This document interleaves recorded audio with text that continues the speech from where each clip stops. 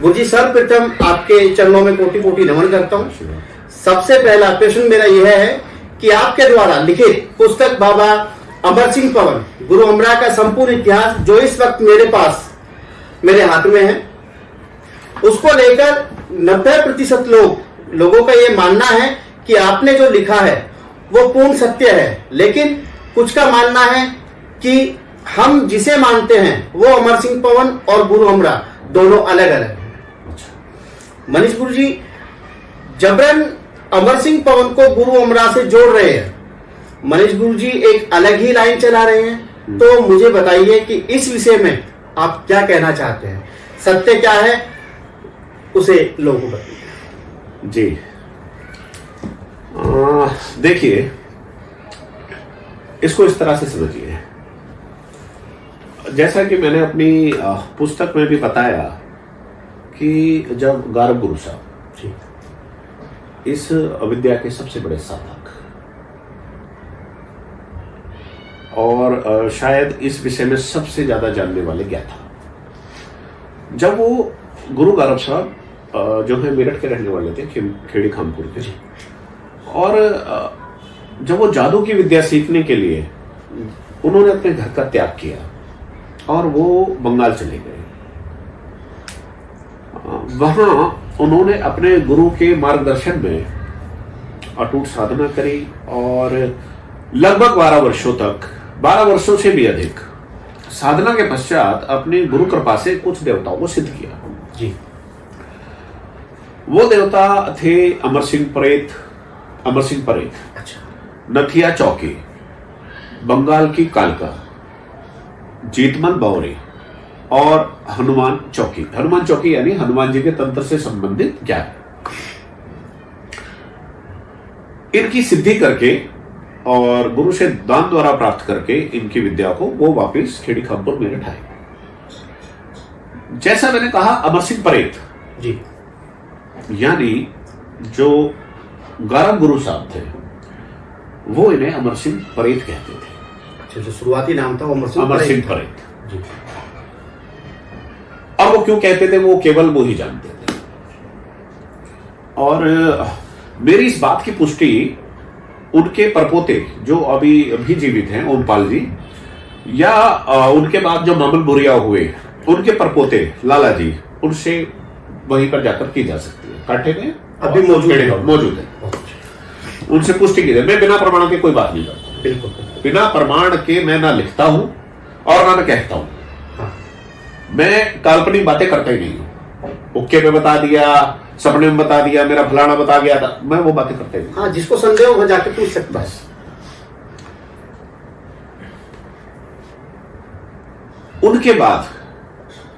उनके बाद ये देवता मामन भुरिया तक पहुंचा, गुरु मामन भुरिया जी तक पहुंचा। और कैसे पहुंचा, क्या उसकी कथा थी, ये सब मैंने अपनी पुस्तक में भी बता रखा है, सब कुछ विवरण दिया है पूर्ण रूप से। अब मामन भुरिया जो थे, उनके यहाँ जो उनके अगवानी देवता थे वो थे बाबा केसरगढ़ बावरी। तो यूपी में क्या है कि प्रथा की जो बावरी है उन्हें सबको पवन कहा जाता है। तो इन्होंने भी अमर सिंह प्रेत को एक नाम दिया, अमर सिंह पवन। अच्छा, वहां से अमर सिंह पवन, वहां से हुआ ये नाम स्टार्ट, अमर सिंह पवन। यानी मामन भुरिया के परिवार ने, मामन भुरिया जी ने जो है ना अमर सिंह, उनका जो परिवार है मामन भुरिया का, वो आज भी ये मानता है कि भाई अमर सिंह प्रेत जो है उसको हमने देवता बनाया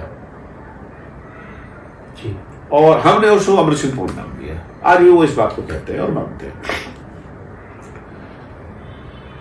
अब इस शक्ति को बामन गुरु ने स्वप्न में एक बच्चे के रूप में देखा,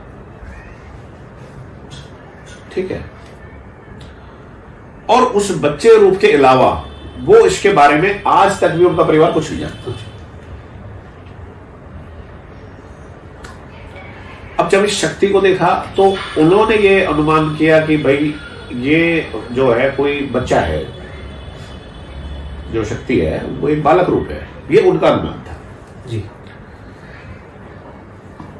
मैं ये मानता हूं कि ये ठीक उस तरह से था जैसे बैठ खेड़े में फितूरा गुरु को मां नथिया चौकी ने एक छोटी कन्या के रूप में दर्शन दिया और पूजने के लिए कहा, अपना पूजन कराने के लिए। लेकिन जब नथिया चौकी आई तो अपनी पूर्ण शक्ति से आई, फिर उन्होंने रूप भी दिखाया अपना।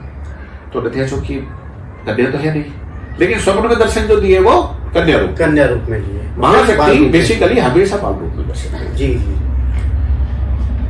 जैसे आप समझिए कि भगवान कृष्ण एक भक्त की जो है उपासना से प्रसन्न होके, भक्त की प्रार्थना से प्रसन्न होके उन्होंने लड्डू गोपाल के रूप में दर्शन दिया। मां देवी काली विभस्त रूप वाली देवी, ठीक, जब भी दर्शन देती है कन्या रूप में। मां भगवती, मां शक्ति, उन्होंने कभी भी किसी को स्वप्न में दर्शन दिए या वैसे भी दर्शन दिए तो हमेशा कन्या रूप। यहाँ तक कि आप नवरात्रों का भोज भी कन्या को खिलाते हैं, उसी रूप में मानते हैं। क्लियर। अब ये वहां से बढ़ते बढ़ते काठे से और जो है गादी के दलेल थे, फिर और भी आगे आए, सुमेरा गुरु हुए, तिरखा गुरु हुए। तो ये जब बढ़ते बढ़ते मंडोले में रामफल गुरु जी को जब भगत बनाया गया और उनके शीश पर इनको खिलाया गया, तो जब ये देवता रामफल गुरु, जुम्मा गुरु, इनको इनकी सेवा का अवसर प्राप्त हुआ, तब तक भी उससे पहले लखून नहीं कटाना, बाल नहीं कटाना, ब्रह्मचर्य का पालन करना, जमीन पर सोना है, धूना लगाना, ऐसा कोई भी कंसेप्ट नहीं था, ऐसे कोई भी नियम नहीं था। उससे पहले जितने भी आज तक उनसे पहले मानने वाले वो ये सब कुछ करते थे आज भी, और ऐसा था भी नहीं कुछ भी। अब यहां पर श्री रामफल गुरु जी और जुम्मा गुरु जी, इन्होंने एक अंदाजा लगाया कि जितनी शक्ति इस देवता के पास है, ये इतनी शक्ति आला उदल के गुरु जिन्हें अमृत हुआ, गुरु अमरा जी के पास थे, गुरु अमरा जी के पास थे। और ऐसा अंदाजा लगाते हुए, क्योंकि गुरु अमरा जो थे वो एक अवधूत सन्यासी थे, अवधूत सन्यासी यानी आप उन्हें अघोर विद्या से भी संपूर्ण हुए, नागा प्रथा से भी संपूर्ण हुए, एक अवधूत सन्यासी, संपूर्ण ज्ञान, संपूर्ण जिन्हें 64 योगिनी का ज्ञान था, जिन्हें 10 महाविद्याओं के पूर्ण रूप से ज्ञाता थे, कोल के बहुत बड़े आचार्य थे। कोल तंत्र के बारे में शायद लोगों को नहीं पता हो, कोलाचार्य उन्हें कहा गया। मैं ये मानता हूं कि रामफल गुरु, जुम्मा गुरु शायद इन्हें ये आला सुनते सुनते किसी ऐसे व्यक्ति के संपर्क में आए जो मध्य प्रदेश से बिलोंग करता हो, क्योंकि आज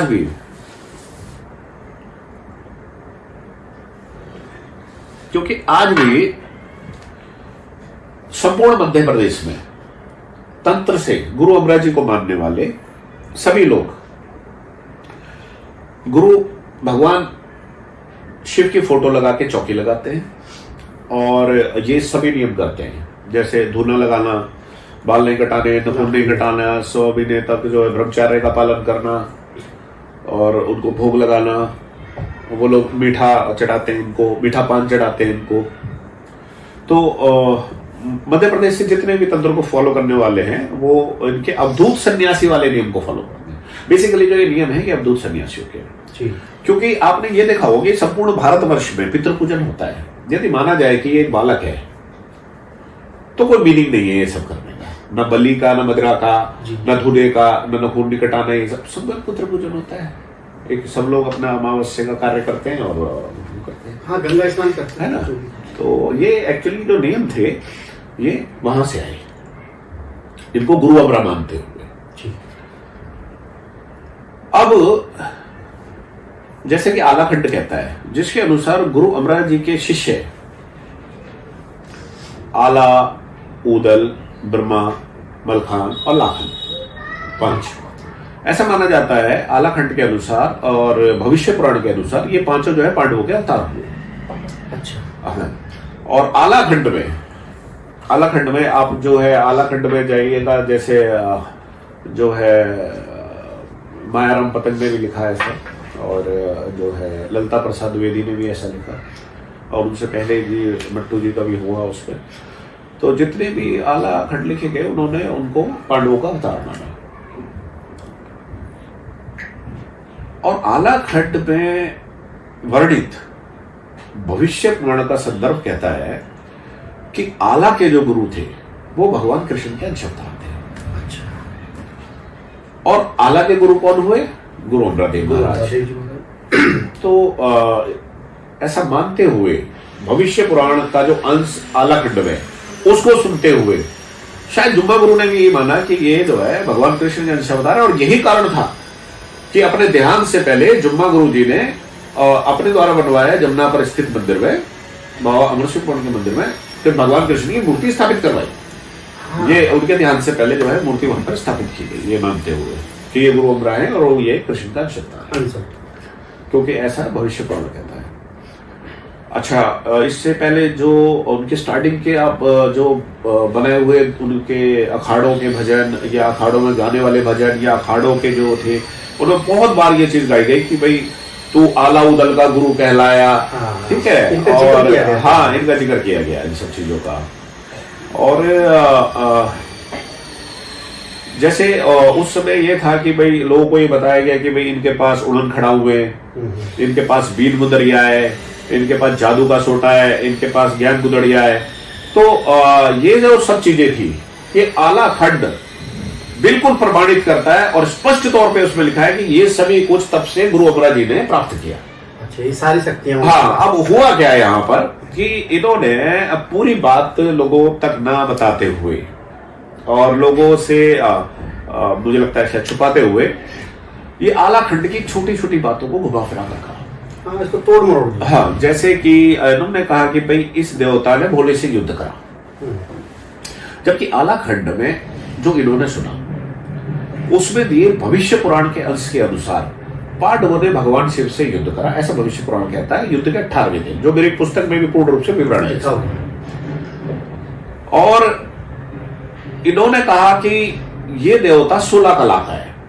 और ये तो मेरे को लगता है कि पूरे भारतवर्ष में लोग जानते हैं और सभी शास्त्र ये कहते हैं कि 16 कला के केवल और केवल भगवान कृष्ण थे। यानी फिर वही बात आ गई। हाँ। 16 कला के भगवान कृष्ण थे और भगवान कृष्ण का अंश अवतार इनको मानते हुए मूर्ति स्थापित की गई। और क्योंकि भगवान का कृष्ण का अंश अवतार कौन थे? गुरु अमरा जी। ऐसा भविष्य पुराण वाला कहता। हाँ, ये बात भी सत्यापित हो गई कि ये भगवान कृष्ण के। अच्छा, अब इन्होंने कहा कि भाई इनकी वज्र की काया थी। अब जैसा कि मैंने बताया 5 पांडवों के अवतार, आला, उदल, ब्रह्मा, मलखान, लाखन। तो मलखान जो थे उनकी वज्र की काया थी अष्टधातु। उसको इससे उनको रणकौशला देवी ने और उनको इससे जोड़ दिया। और मलखान की बजरी काया थी ऐसा ना बता के, आला खंड का विवरण ना देके, हाँ भाई इस देवता की बजरी की काया। ठीक है। अब आला खंड के अनुसार जो लाखन थे, सहदेव का अवतार लाखन, वो राजा के कन्नौज के राजा जयचंद के भाई रतन भानु के पुत्र थे। और उनके पास भूरी हथनी थी जो बहुत प्रसिद्ध हुई और युद्ध में वो लड़ती थी, भाग के गोले खा के लड़ती थी, लड़ने वाली हथनी थी, भूरी हथनी। तो ये ना कहते हुए कि भाई लाखन की भूरी हथनी थी, इन्होंने क्या बोला भाई अमर सिंह पौन की तो भूरी हथनी, इसको यहाँ जोड़ दिया। मतलब लोगों को पता भी ना लगे और हमारे पास ज्ञान भी है, ये इस तरह से चीजों को मैनिपुलेट किया गया। अच्छा, इन्होंने अब क्या करा कि उन कैरेक्टर के हिसाब से ना बता के, इसको बोल तो किधर से आ जाएगा, उन्होंने क्या करा कि भाई जो है उन कैरेक्टर के हिसाब से ना बताकर सभी कुछ कह दिया, ये अमर सिंह पौन का है, ये वो अमर सिंह पौन का है। ठीक है। अच्छा, अब गुरु अमरा मानते तो रहे, लेकिन क्या करा कि वो जो पीछे से एक बच्चे वाला जो मामला चला आ रहा था ना माउन बुरे, उसको भी मानते रहे साथ में। नियम भी गुरु अमरा जी वाले करा रहे हैं, लेकिन वो पीछे से जो हुक्का लगाने की पद्धति आ रही थी चालू, उसको भी जारी रखते रहे उसके साथ में। तो ये जो सब एक मिक्स किया गया ना, ज्ञान को तोड़ मरोड़ के बताना, लोगों को धुना भी लगा रहे हैं, पीछे से हुक्का भी लगा रहे हैं, वो जो चला आ रहा था। बच्चा भी मान रहे हैं, अपने गुरु अमरा भी मान के चल रहे हैं, उनके नियम भी करा रहे हैं। ये सब ने एक अलग ही पिक्चर बना दी। लोगों को कुछ और ही सामने आ गया कि भाई एक बच्चा है, वो बैठा है, वो घोड़े का रूप है, हथनी पे बैठा है, वज्र की काया है उसकी, लंगड़ा भाला, जबकि ये सब चीजें अलग है। एक अलग ही तस्वीर सामने आ गई। मैं बताऊं, जैसे मैं हुआ या 2-4 और हैं, मैं नाम डिस्क्लोज नहीं करूंगा, जो जुम्मा गुरु के शिष्य हुए, उनके सुपुत्र श्री राजेश खलीफा के शिष्य हुए।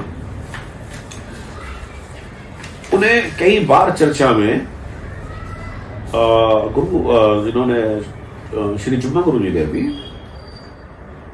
ये कहा कि भाई मैं ये मानता हूं कि ये आला उदल के गुरु अमरा हैं। और छोटे छोटे किस्से भी बताए कि भाई उस समय उड़दे घोड़े होते थे, उड़न घोड़े थे, ये थे, यानी वो पूर्ण रूप से ये मानते थे कि ये गुरु अमरा है। मैं भी तो उसी को फॉलो कर रहा हूं यार, एक सिंपल सी बात है। अब